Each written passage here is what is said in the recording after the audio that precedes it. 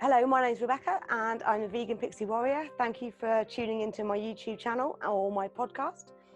Today we're going to be speaking to a friend and fellow activist of mine, Gail, who has taken the Liberation Pledge, and we're going to get her take on it. So thanks for joining me today, Gail. How are you? Yeah, I'm good, lovey. Yeah, it's good to be here. So hopefully we can help some fellow activists actually think about this seriously. Brilliant. So yeah, good. So the first question I'm going to ask is, can you give me a brief explanation of how long you've been vegan and what made you go vegan? Okay, yeah, 3.5 years now. Vegetarian before that. And as most vegetarians will probably tell you, you think you're doing the best you can when you're, doing that. And then something happens you start to take more notice of the dairy industry, and then you actually realise that you're nowhere near doing enough. So I just did my own research basically, and I was so shocked. And for me, the dairy industry, I think, is worse. It's an ongoing thing for those animals. The meat side of it is bad enough, but yeah, the dairy just goes on and on for those poor animals. So once I knew, that was it, and off we went. So, and I haven't looked back. Fantastic. Never. Yeah, it's one of the things all vegans say before they went vegan is I'd never go vegan. And then once they go vegan, they say they wish they'd done it sooner. And yeah, that's definitely true for myself. So what inspired you to take the Liberation Pledge? Right. I think, to be fair, when I first heard about the Liberation Pledge and I read about it, and I thought, ooh, that's kind of quite a big commitment. To me, it felt like I would be taking myself away from friends and family by taking it. But then as time went on, I was changing without realising it. And I was finding it more and more difficult to sit with people that were consuming these body parts.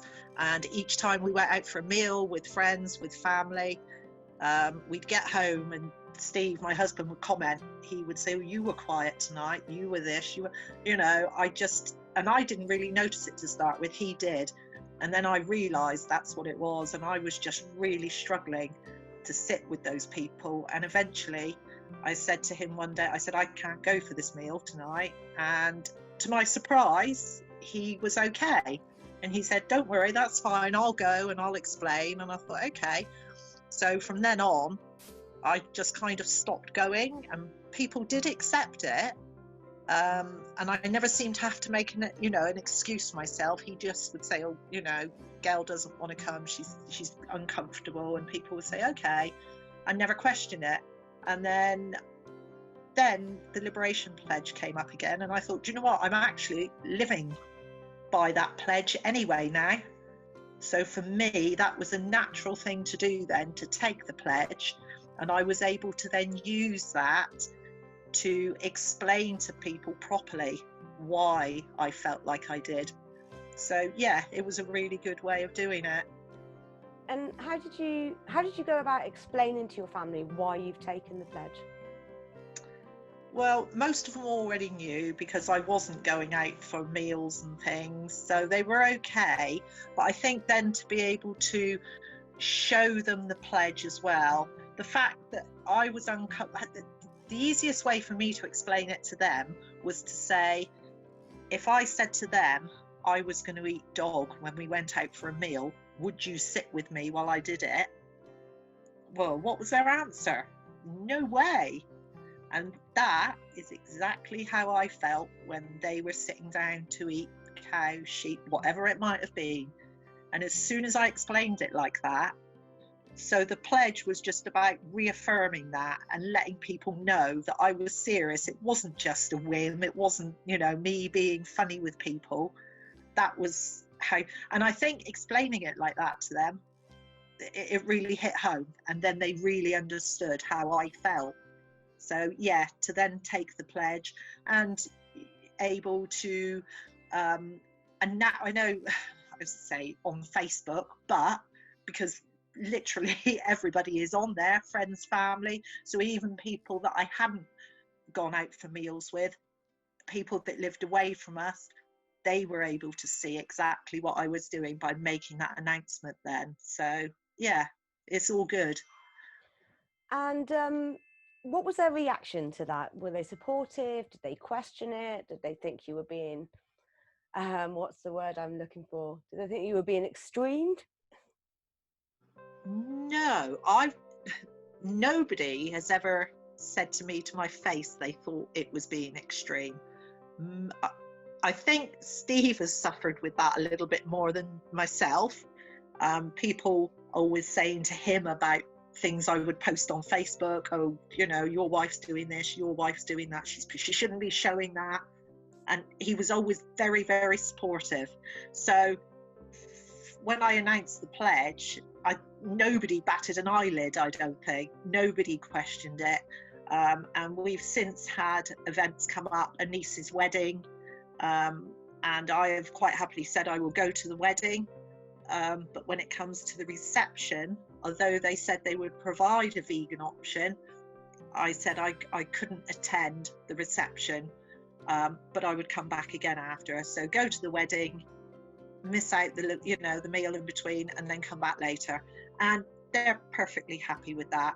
So yeah, I haven't had anybody at the moment say that was an extreme thing to do. I think probably because I was already living like that anyway. So it was just giving it a label, if you like.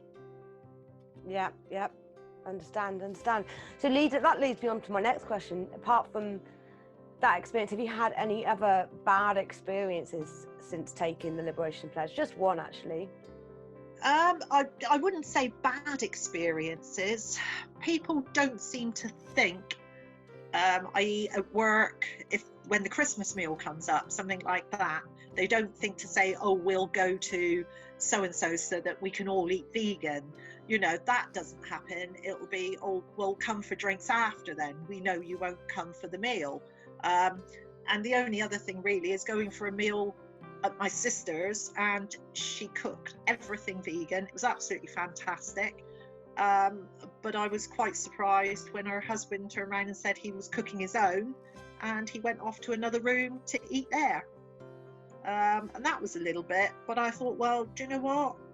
That's up to him. He's taken himself away from that. There was nothing to stop him joining us. I think it's kind of I don't want to say a man thing, but it was for him. He would, if she hadn't said she was cooking vegan, she was just doing a meal, he would have probably been there. Yeah. But the fact he made that sort of announcement and said, oh, we'll be doing this, he was like, well, I won't be joining you then. But that's his loss, not ours. So, but other than that, no, not really, Okay, that's good. That sounds really positive. Okay. Can you name me a time when you've had a positive experience with the Liberation Pledge? Yeah, a couple of times actually that have been really good, and that was one was we were going away to Scotland for a weekend with friends, and I was a bit dubious. I thought, oh, how are we going to do this? And then Steve came home and said, Andy and that have said that they will happily eat vegan all weekend with us. And I was like, oh, okay. So that made it a lot easier. And like I say, we flew up to Scotland, and unfortunately they had to come back the same day.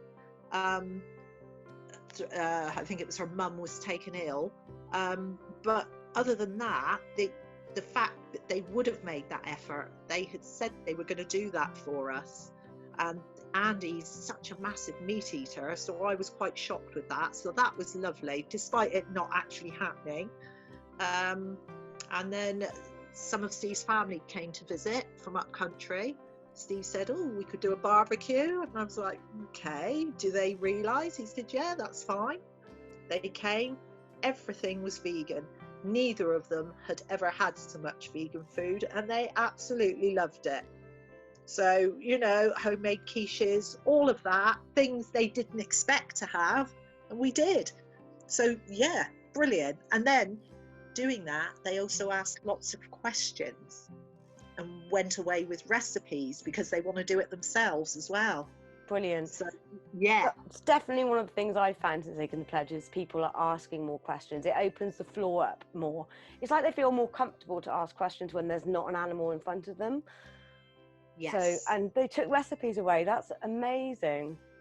Yeah, but this is it, because she was like, I can't believe that you've made this without eggs. And I said, well, this is it.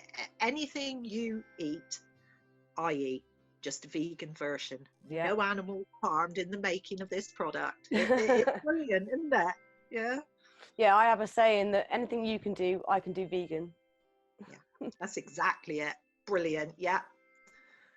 So, and how has taking the pledge, how has that affected you?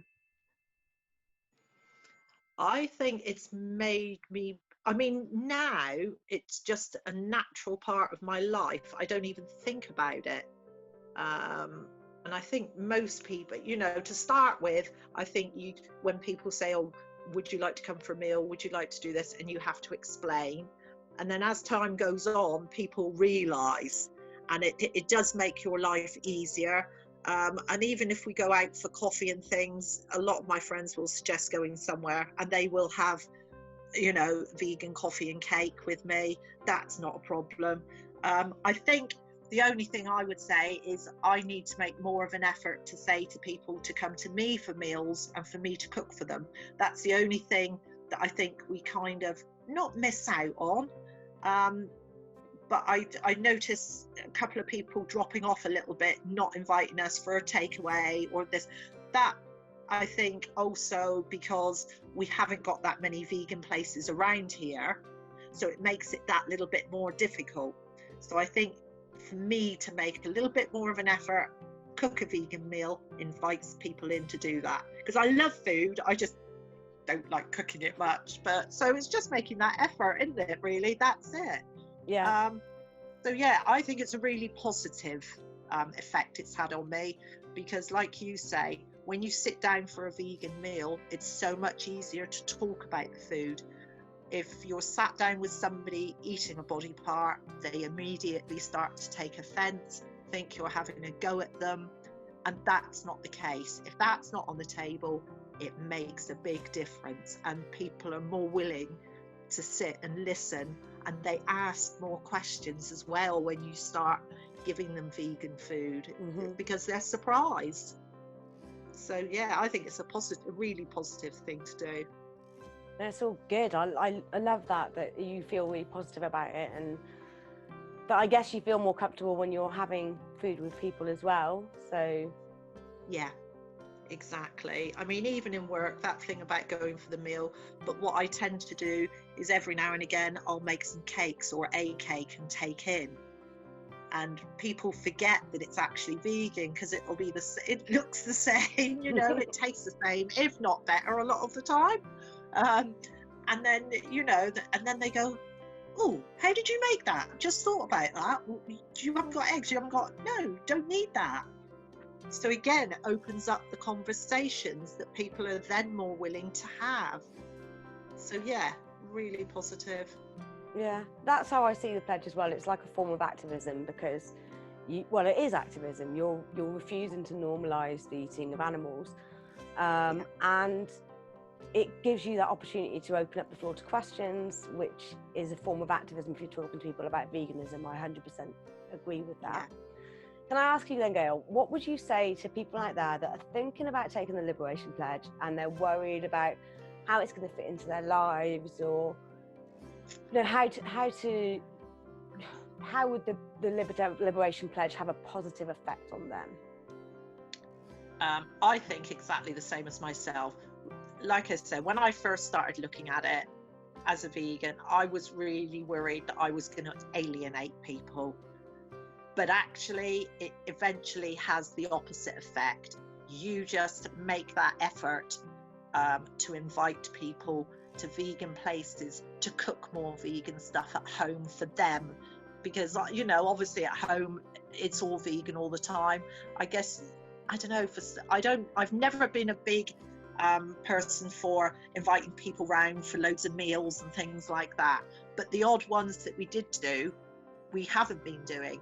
and that's partly my fault. So actually, if you can do that, then it has a really positive effect, because like I say, people are happy to talk about it when it's all vegan food there, and it doesn't alienate people. It doesn't have to at all. You know, there are so many options out there. So I would say go for it, definitely. Brilliant. That's great. Thank you so much for joining me for this video and agreeing to be filmed, because I know I get nervous when I'm being filmed, and you've just been amazing and so comfortable. And thanks to everyone else that's watched. I will put a link to my Patreon in the comments below, and also the website address for the Liberation Pledge if you want to take the pledge. Again, thanks, Gail, and I'll see you on the streets soon. Will do. Take care, my lovely. Bye. Bye.